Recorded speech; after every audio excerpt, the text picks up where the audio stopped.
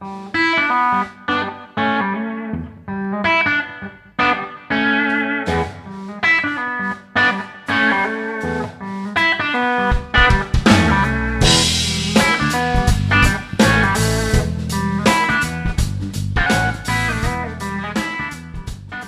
I'm Glenn Vanderburg. Like James, I've spoken at every one of these conferences, although I actually made it in person last year, but that's okay because I didn't have a baby being born that weekend. I didn't know what James was going to talk about, and because I was really bad about getting my topic and abstract to Jim on time, James didn't know what I was going to talk about. And I joked with him earlier, 2 years ago, he spoke right after me, and he said, wow, I have to get up here and talk and follow Dave Thomas and Glenn Vanderburg. That's tough.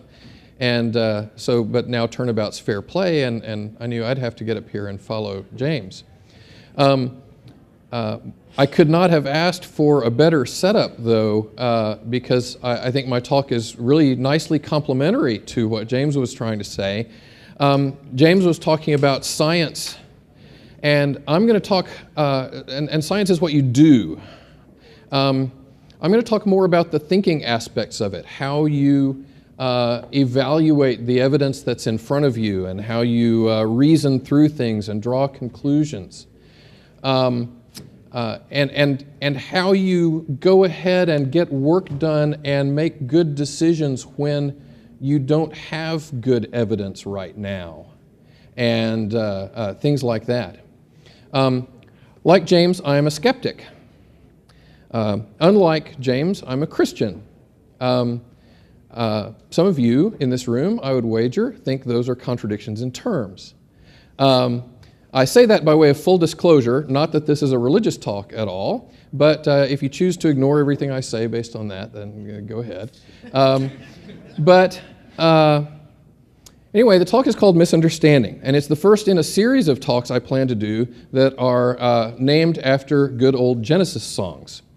The series might be kind of short, though, because a lot of Genesis songs have titles that are really not very appropriate for the kinds of talks I like to give. So I'm not sure what I'm going to do about that.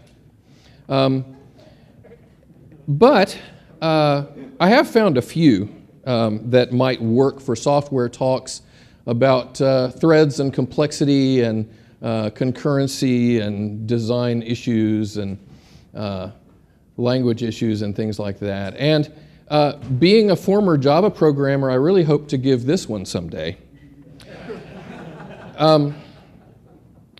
I have bad luck with coming up with themes for naming things and titling things. It doesn't seem to go well. A number of years ago, I was kind of planning a book and had the idea to name all the chapters out of jazz pieces that I like. And my favorite chapter title for that planned book, which never came to pass, was the name of a Jaco Pastorius song. And that chapter title could turn out to be a good name for this talk as well. So you might think of this talk as alternately titled, Three Views of a Secret. Anybody ever heard that piece? Any jazz fans in here? Okay. But you know, this is kind of a cop-out, because anybody who's ever taken a public speaking course in high school or college knows that every good talk has 3 points and teaches the audience something that they don't already know. So Three Views of a Secret is a good sort of all-purpose, reusable, mysterious talk title. So I'm not going to use it. It's kind of a cop-out. You're welcome to use it for a future talk if you want to. This talk is called Misunderstanding.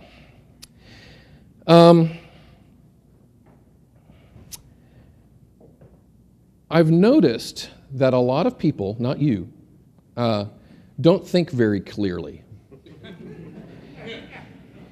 And especially about complicated things. And I've also noticed that there are a lot of complicated things in our profession. You know, we we train ourselves as programmers to avoid complexity and distill it as much as we can and simplify.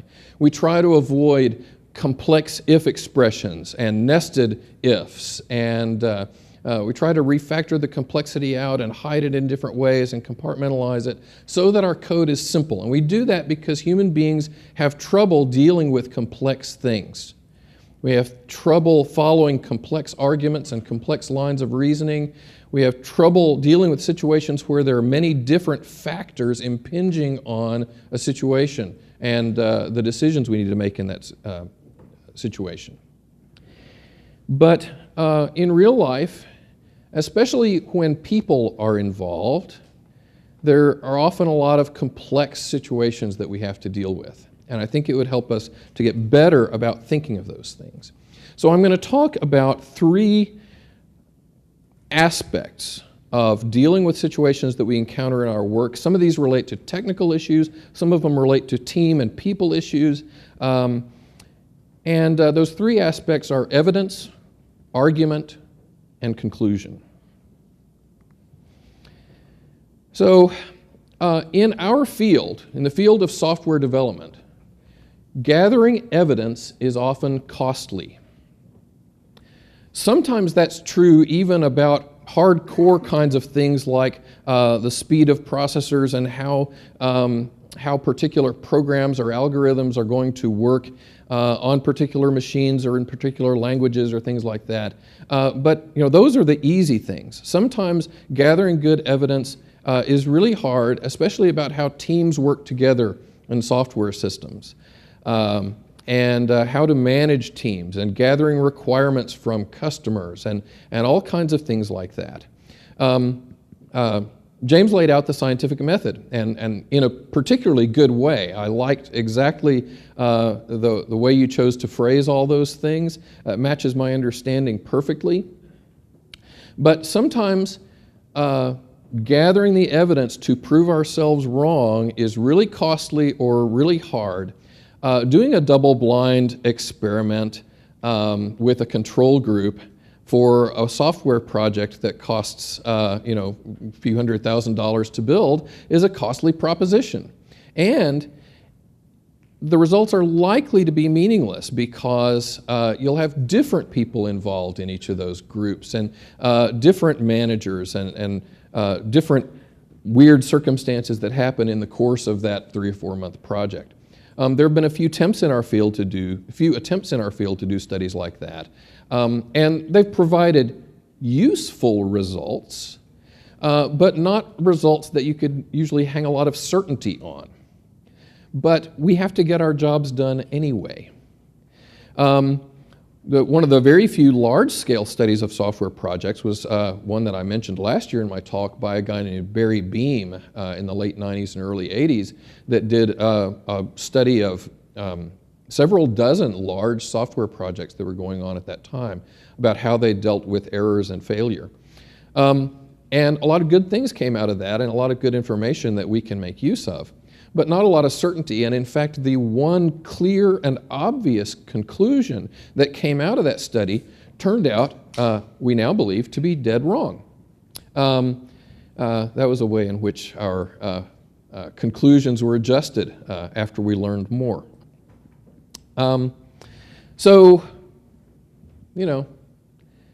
For the skeptic and for the person who wants to have a scientific approach to things, as I do, that looks kind of bleak when you're talking about some of these issues. So what do? Do we give up? And in answer to that, I'm going to start off with one of my favorite quotes from anyone in the history of software, a quote from a guy named Tom Gilb, an early software process researcher, and it has come to be known as Gilb's Law. Anything you need to quantify can be measured in some way that is superior to not measuring it at all. And he said this in answer to people who were saying, well, you can't measure that. You just can't measure that. It's too complicated or too vague or whatever. And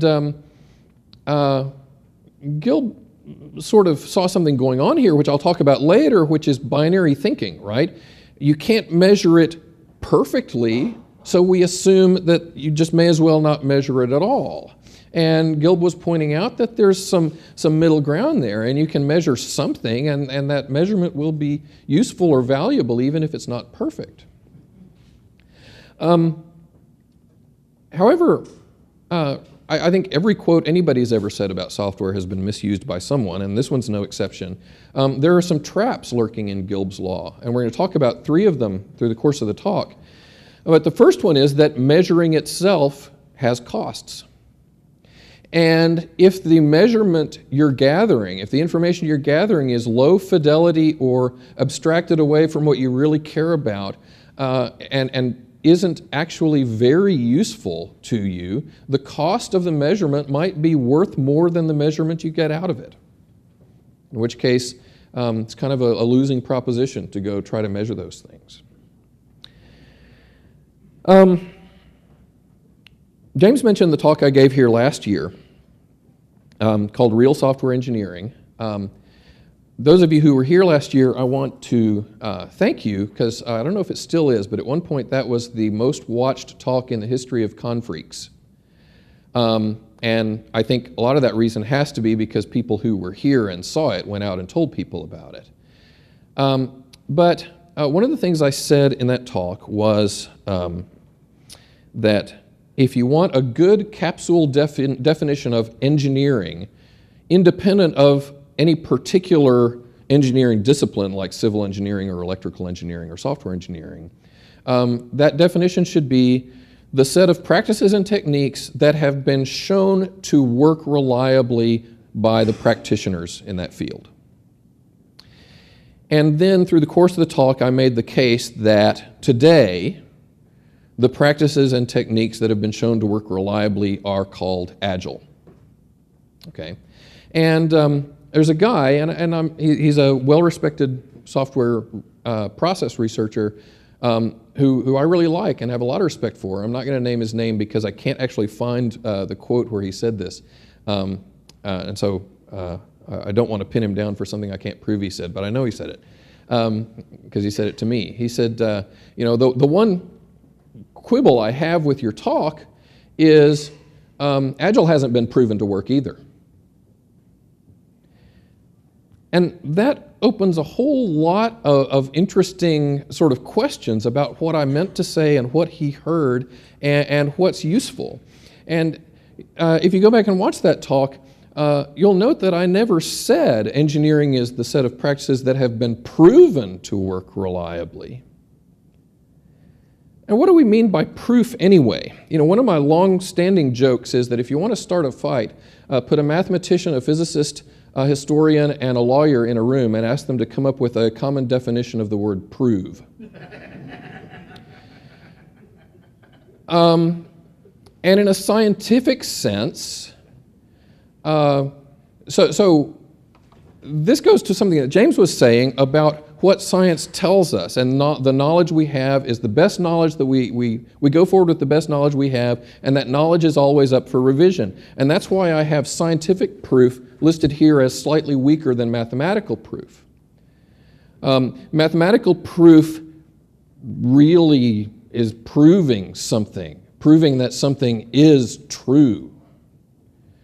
Scientific proof proves that this answer satisfies all the questions we know how to ask right now.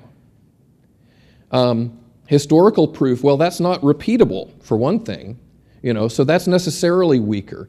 And legal proof is a whole nother kettle of fish. But the point is that all of them are useful in their way for certain kinds of questions and for giving us the confidence to move forward with certain kinds of decisions. I don't think that Agile has been proven to work reliably. I'm not even sure what that would mean. But I am sure that in my experience and that of a lot of others, the evidence is pretty strong that it's the best way we know how today to do things.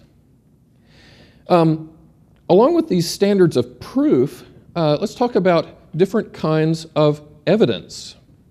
There is scientific evidence and historical evidence, which again is not nearly as trustworthy, not least of which because we can't repeat it. And there's experiential evidence, which is my own experience and what I have learned from doing things in my life and in my career. And there's anecdotal evidence, which justly has a bad reputation because it's subject to all kinds of fallacies of sloppy thinking. But if you think clearly about it, anecdotal evidence can still be useful. If you avoid the easy fallacies, you can still make good use of anecdotal evidence in making decisions. What would you say is the difference between what I'm calling experiential evidence and anecdotal evidence?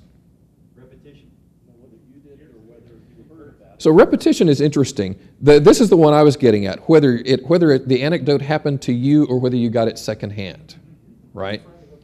Yeah. And so experiential is really just a special case of anecdotal evidence. I use experiential evidence in my work a lot.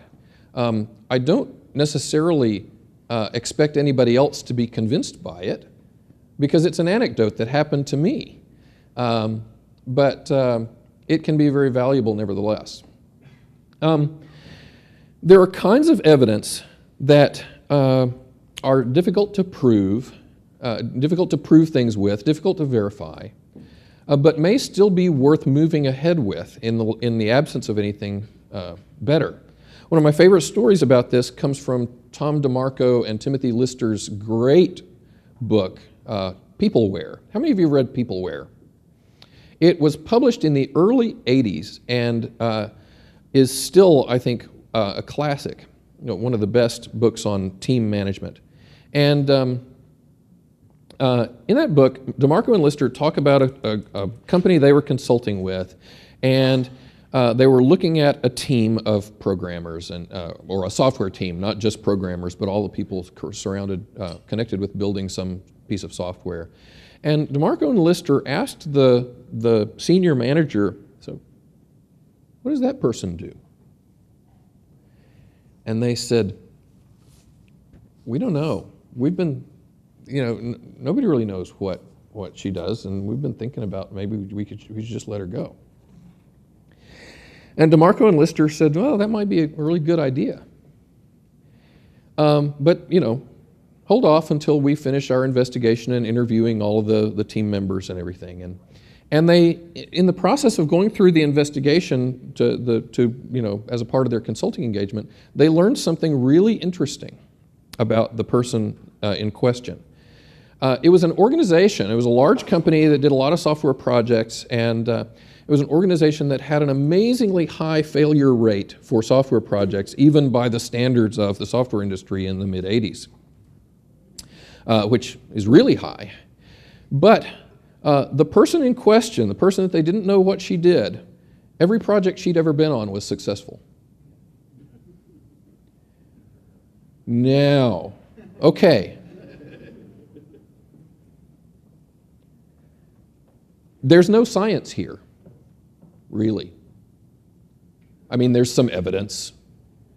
But the way you get from the evidence to some conclusion is exactly one of those fallacies James was talking about. Correlation implies causation. It could be complete coincidence. But at the same time, there are at least some hypotheses about how that correlation might work. That maybe she helps team members get along with each other, or helps a team to gel, or she helps resolve conflict, or who knows what. And DeMarco and Lister talked to people on the team and became convinced that although they didn't fully understand what was going on, she was a valuable person to have around on those teams, and that they shouldn't let her go. And that turned out to be, that was an interesting effect, turned out to be the right decision. Sometimes you have to move forward with weak evidence and weak conclusions because you don't have time to wait for certainty. Not long ago, Brian Foote, who wrote the famous Big Ball of Mud paper, said, real programmers work beyond the provable every day. And we do. That doesn't mean we should sneer at the provable and dismiss the value of science, but we have to be able to think clearly about things we can't prove and make smart decisions.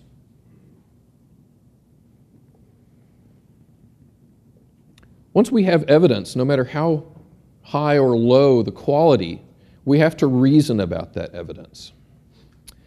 One of the things that really dismays me about our thought processes in modern culture, and maybe even just in modern United States, don't know for sure, I think it's probably a global phenomenon, is what I call binary thinking.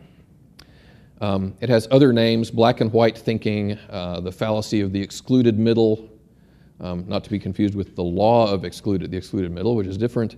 My friend Neil Ford refers to it as the sucks-rocks dichotomy, which sounds like an insult you would make about somebody's mother, but it's really, something like this. In an argument, everybody tends toward extreme positions because they think that improves their argument if they don't allow any quarter to say, well, yeah, my position has some flaws too. And also, if somebody in the argument does take a middle position or a weaker position than the extremes, it's a standard tactic for the other side to act as though they had taken the extreme position, because that makes their position easier to attack. I like to joke about people having a binary filter. If somebody says many, it's heard as all. If somebody says some, it's heard, or few, it's heard as never. If somebody says often, it's heard as always, and argued with as though that was what was said. If you want to see this, watch political or social or economic arguments, or read comments on basically any blog post anywhere, and you can see it in evidence. This is just one of many fallacies, and I thought I was going to have to go into this, but James took that off my plate, so that's nice.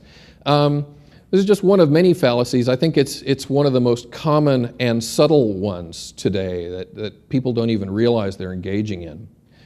If you want to see many fallacies at work, sit around and watch TV and deconstruct advertising. This is something that's very fun to do with your kids. And I'm proud to say that I've raised two kids who are immediately skeptical of anything they see in advertising.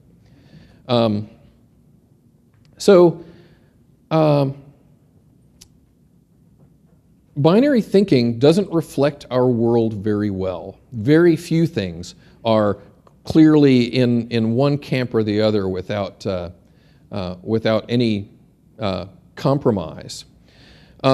And binary thinking is the source of a lot of trouble. Bertrand Russell thought about it this way: the trouble with the world is that the stupid are cocksure and the intelligent are full of doubt. Although Bertrand Russell seems a bit too sure of himself there for me. My favorite description of this is by Paul Graham in his keynote that he gave at the very first RailsConf in Chicago a few years ago. The closer you get to the truth, the messier your sentence gets. Outside of math and physics, that's, as near as I can tell, pretty true. And so I first noticed this trouble that we have in thinking clearly about complex issues when I was training people to do unit testing. And I'm not talking about the kind of debate that James mentioned where we're discussing whether we should do it often or all the time, but when you're teaching a group that their manager or their boss or the lead programmer has decided that they need to wise up and start doing test-driven development or at least unit testing, and they bring in an instructor to teach them about it. That was me. And and the team as a whole isn't convinced. And so I want them to get value out of this training, so I'm teaching them not only how to do unit testing, but why they should, right? And I notice all this weird thinking happening. Well, what do you get out of TDD? Well, that seems obvious, really. Except it's not in all cases. But it clearly costs something. And we can have an argument about whether that's true in general, but certainly it's true that for a new team, taking on this discipline and learning it, starting out with it, unit testing has a cost.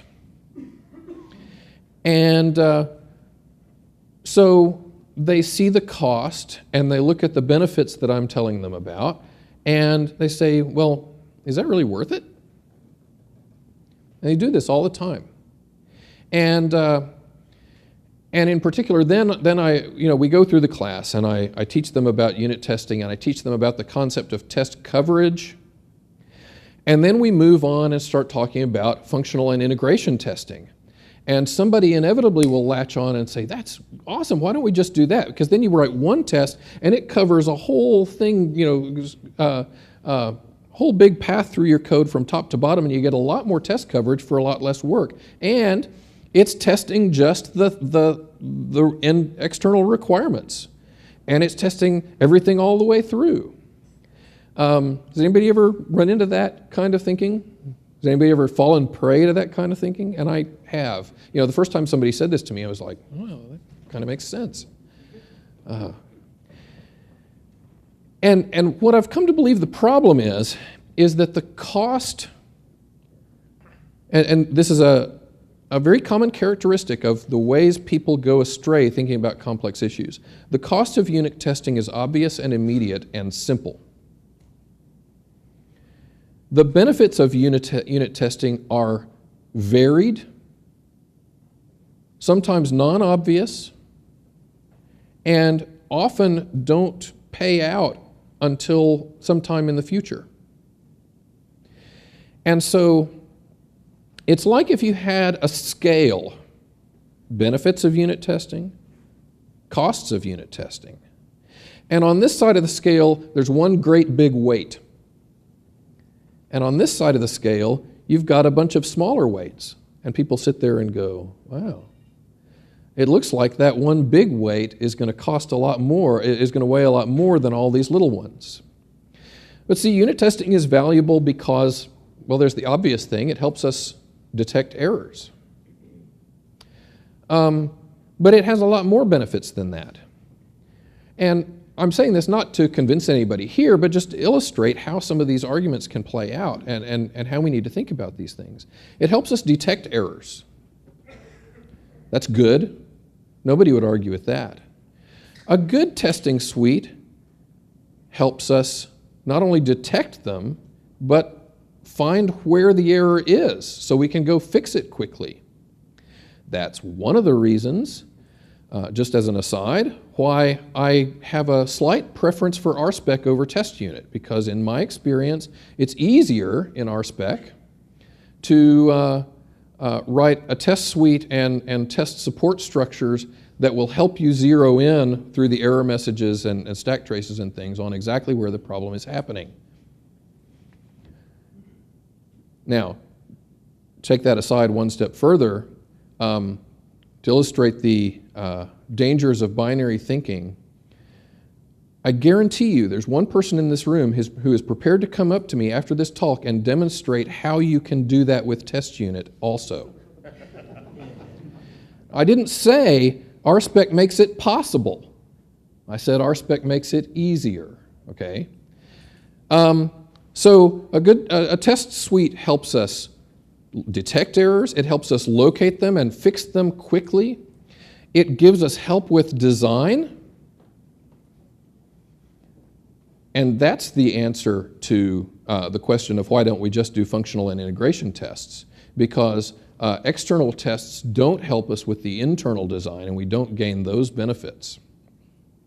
And often, although it seems different at first, often integration tests are more costly to write as well. And there's a whole bunch of different benefits. They serve as unit tests serve as documentation and help us understand how things are supposed to work. They can, if you do it well, regardless of what framework you use, they can be shown to technically savvy customers or managers to help nail down details when you're not clear on how something should work. They have all kinds of different benefits, and no one of those benefits by itself is enough to compensate for the costs, perhaps. But when you throw them all together, it's a no-brainer. But people have to work to think about them all together because naturally we want to latch on to one simple thing. An objection I've heard to an excessive focus on unit tests is they provide no business value. And from a certain perspective, I think that's true. But they protect against the loss of business value. Insurance doesn't increase our quality of life until something bad happens, right? I'm loath to lump unit testing in with insurance in your minds, but nevertheless, they are defenders of business value that has already been created. When you start talking about defending against bad things that might happen, there's a topic that often comes up, which is thinking about options and options pricing and options theory in the stock market. If we're going to talk about something that's complex and hard to reason about, this is a pretty good example. Two economists, Black-Scholes, independently came up with a way of valuing an option to buy or sell some asset at a particular time in the future, and won a Nobel Prize in economics for this. And it's very interesting stuff, and it involves a complicated equation and a lot of probabilities and assigning, probabilities and likelihoods to particular values of an asset at particular times in the future. How does one assign a probability to the value of an asset in the future? I think it's obvious that this has some relevance to planning in software. How much value are we going to get out of our unit test suite in the future? We have this architectural decision to make, and this one leaves a particular option open, but it costs more now, and the other one is cheaper now, but it closes off that option in the future or makes it more costly. Which is the right choice to make now? And you can argue about this in terms of options theory. And by spending more now to build the architecture this way, you're purchasing an option to cheaply buy this new functionality in the future if you want to. And you can think about it in terms of net present value and net future value and all that kind of stuff. Don't go too far down this road. Everybody who goes down this road starts actually pulling out the math and trying to assign numeric values and everything. And that is a terrible idea, as explained by this long cartoon. I would have loved to have shown it to you. If this guy wrote cartoons like the guy who does XKCD, I could just put it up here and show you. But this is basically a comic book about real options theory and how it applies to other things. The problem is options theory depends on assigning these probabilities to future events. And the way it assigns those probabilities is by the market. Okay? What people are paying for things now helps you deduce what they will pay for things later. And in particular, what people are paying for options now helps you decide what other people think the value of the options will be later. And you can put a price and a value on those things yourself.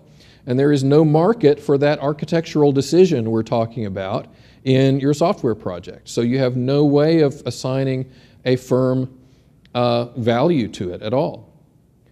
So why do I even bring this up?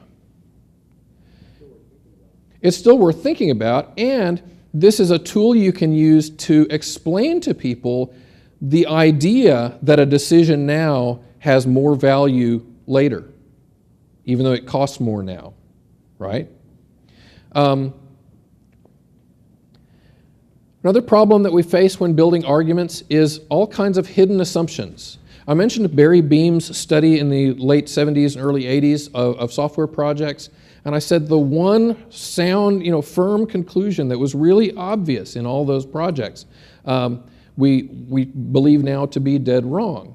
And that conclusion was that the cost of finding and fixing an error increases geometrically as we go through the life cycle of the software project.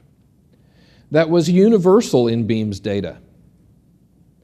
And so it became one of the laws of software engineering that finding errors early in the process is cheaper than putting them off and finding them later. Well, there was a hidden assumption in Beam's data. All of the projects he surveyed used waterfall.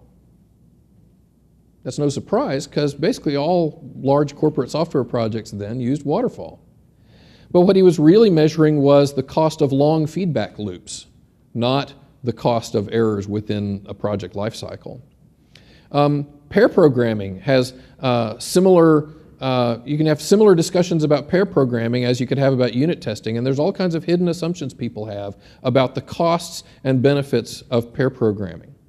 Retrospectives are the same way. They seem like a waste of time. It's after the fact. Nobody ever really, applies the findings of a retrospective anyway. In conclusion, no, wait, this is the third section, which is about your conclusions. Just this week, Kevlin Henney tweeted this: individual acts increase or decrease the probability of other individual acts and the probability of acts by other individuals. I've known Kevlin to be more eloquent than that, but he has a great point. And then, or not then, actually the day before, Kevin Rutherford wrote this nice article about why he doesn't use Spork on his projects. The point I'm going to make is that when you evaluate your evidence and think through a line of thought and take action, you reach a conclusion and take action, that action itself changes things and makes the whole thing more complex. So in this blog post, how many of you read it? It got tweeted by some fairly well-known people around. So Spork is a tool kind of like Autotest or Watcher or things like that that you run, and it when you make changes to your test suite or changes to your code, it runs only the tests that are necessary that affect what you've changed, either the tests that have changed or the tests for the pieces you changed. And it keeps Rails loaded. It's a Rails-specific thing. It keeps Rails loaded, and it makes good guesses about when to reload Rails based on what you changed so that it can run your tests very fast. And you don't have to wait for your whole test suite to run, and you don't even have to wait the few seconds it takes for Rails to load every time you run your test suite. Great idea, because we all know that test suites need to run fast or else you won't run them regularly and you won't get value out of them. So Kevin Rutherford found out about Spork. Really, the blog post should be titled Why I Used to Use Spork, because he found out about it and rapidly converted all of his projects to use it, and it was great because all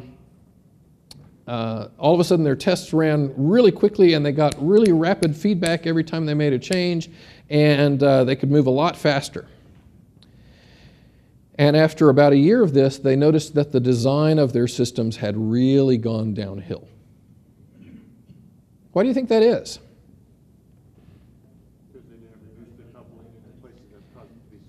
Because they didn't reduce the coupling that caused it to be slow in the first place.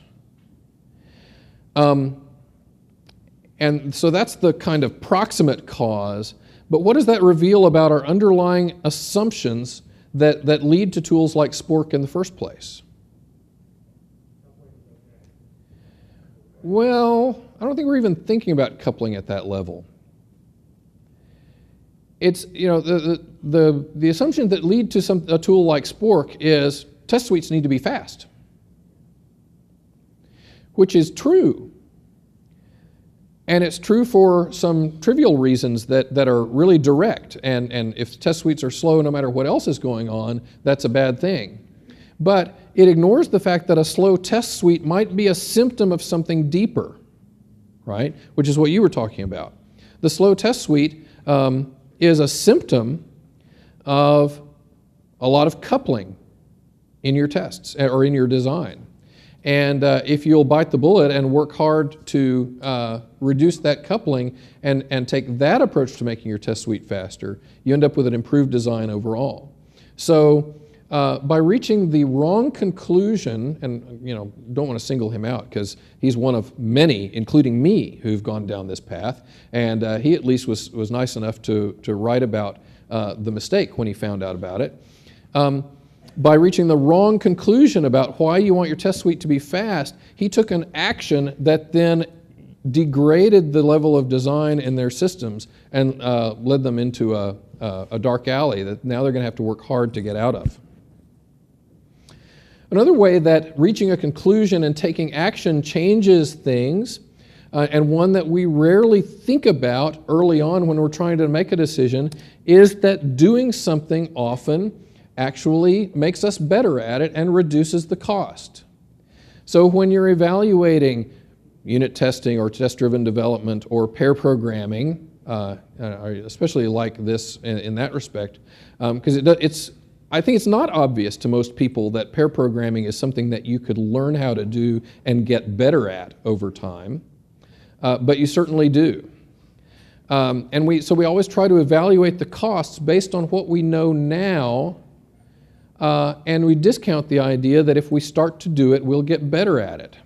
But there's all kinds of things that have entered the sort of common wisdom of our community now that reflect this. How do you reduce the cost and risk of deployment?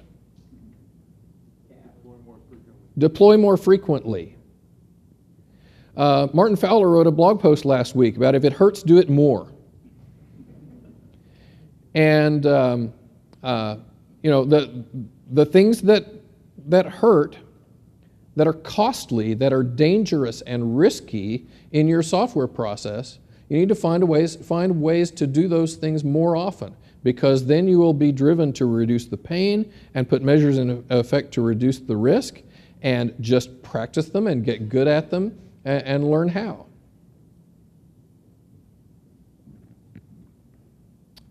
I think I skipped one of my Gilb's law slides. So back to Gilb's law. I mentioned the first danger, which is that the measurement itself has costs. The second one, which I apparently skipped over, is related to the argument side of things, which is that measurements in the form of numbers are always given more weight than they sometimes deserve, because numbers don't lie in our mind, right? If you go into an argument and you have a number that proves something is true, people give that a lot of weight, even if it's a crappy measurement of a second-order effect. So that's the second danger of Gilb's law. And the third danger is that measurement changes the system itself. And you don't even have to invoke that Heisenberg guy to realize this. You just have to invoke another guy with an H in his name. Hawthorne, right, the Hawthorne effect. And there's actually, that's kind of a trivial, silly example of how when you measure people, they change their behavior. But the broader example is that when you start measuring people's behavior, even if they even if you don't tell them explicitly that you're measuring so that you can change their reward structure based on those measurements, they will start gaming the system to produce good measurements for what you're measuring.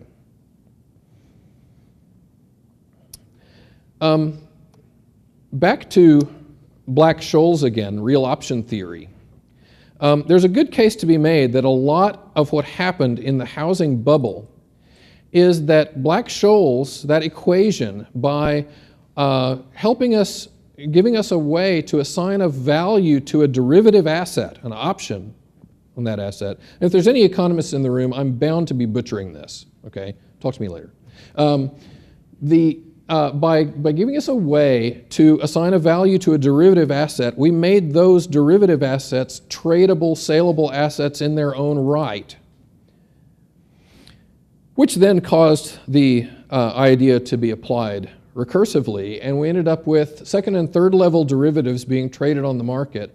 And then what was not well understood was that those secondary and tertiary markets for derivatives had a feedback effect on the underlying assets and their values and perceived values, which eventually kind of toppled and came crashing down. Similarly, I read a really nice article just as the housing bubble was beginning to burst, and I can't track it down right now, but there was an economist that argued that sort of the Greenspan style management of our economy to avoid excessive spikes or crashes. Actually, economies are inherently unstable because if we think we've figured out how to manage them to avoid crashes, what does that do in the minds of investors? It reduces risk. And so it makes them comfortable taking on more risky investments, which, so the more stable we think our economy is, the more investors are going to be pushed towards riskier and riskier kinds of investments, which will eventually push things out of kilter. One final thing, which is going to sound like an attack on science, although I don't mean it that way. But it's just to point out that the knowledge we have is provisional and we need to be skeptical about things. How many people know what phenolphthalein is? A few. Most of you who are old enough have probably taken it. It's a laxative. And it used to be the primary ingredient in most over-the-counter laxatives. And in the early 90s, it was discovered that phenolphthalein is a carcinogen. And it has, over a period of a few years after that, it was pulled off the shelves and over-the-counter laxatives were reformulated with other things. I got curious in much the same way that James got curious about the cabbage leaves thing. I got curious about this, about that time. It was kind of the dawn of the World Wide Web when people were researchers were starting to put technical papers up, and it was exciting that I could read about this in the newspaper and actually go find the paper and read about the study. The study was done on lab rats, and over a period of 2 years, they were fed phenolphthalein equal to some substantial portion of their body weight every day.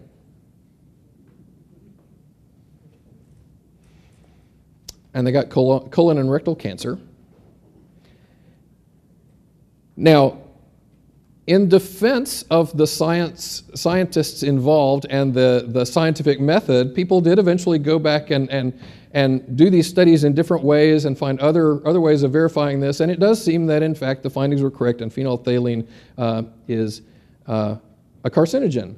But based on that original study, I can think of about 6 other things that might have been the cancer-causing agent. Maybe, constant bowel spasm, malnutrition, disruption of the pH levels in the intestine, disruption of the population of intestinal flora or intestinal fauna, bacteria. I could go on and on. There's all kinds of things given a dosage that severe and what must have been going on in those rats that could have caused that. So this is an example of where a peer-reviewed scientific study reached a conclusion that could easily be explained by correlation and not causation. Turned out they were right, but kind of by accident. We all need to learn to reason better given partial or weak evidence in complex situations, real-world situations that are not laboratory situations. Some things you might want to read if you're interested in improving your thinking skills. The wonderful book by the philosopher Harry Frankfurt called On Bullshit. It's a companion to his book called On Truth, although this one's far more interesting. It is not so much about lying as it is about the way people use truth, carefully selected truth, to distract people from more interesting questions and actually produce the effect of lying or misdirection by selective truth. If you're not interested in reading a serious treatise by a philosopher, you might instead choose the popular novel Anathem by Neil Stephenson. Anybody who's read Anathem, it should be immediately clear that Stephenson has read Frankfurt's book On Bullshit, and that comes out in the book. But on the other hand, you know, Anathem is 960 pages and includes a made-up language and a plot that involves the many worlds interpretation of quantum mechanics, and On Bullshit is 67 pages. So, famous old book by Gerald Weinberg, An Introduction to General Systems Thinking. General Systems Thinking was started in the 1950s and 40s as a way of dealing with real-world situations outside the laboratory that were more complex and not really amenable to the kind of analysis that you see in laboratory situations. Many interacting components and subsystems that interact with each other and affect each other. And of course, that was originally applied to complex mechanical systems, but it also applies to any kind of complex system, including economies and societies and software projects and software systems. Yes, we're over time already. Oh, I'm sorry. I thought I had till 11. Okay, I'm sorry. I'm almost done. A more accessible and modern version of that is Thinking in Systems. And finally, James put us on the road of learning about logical fallacies. A great book to read to learn about logical fallacies, if you're not familiar with them, is Informal Logic. There are many books like this and lots of resources on the web. I should warn you, when you start to learn about logical fallacies, it won't be long before you are sorely tempted to say something in a conversation like, you just committed the fallacy of the excluded middle and therefore your argument is invalid. I can, yeah. And more generally, I can tell you that this rarely has the intended effect. Your mileage probably won't vary significantly. Finally, a great little article by a testing consultant named James Bach called Value Without Numbers. That is it's very short, and it's a good little article about how to convince somebody of the value of a thing using sound reasoning, but without hard numerical evidence, which we often have to do. And just practice by thinking about complex questions and trying to dive beneath the superficial arguments about those questions. Static or dynamic typing, object-oriented or functional programming. How do female programmers help a team? In what ways might a mixed-gender team be superior to a single-gender team, even if the technical skills are all on level? How much process is too much, and where do things start to break down? I just turned my mic off.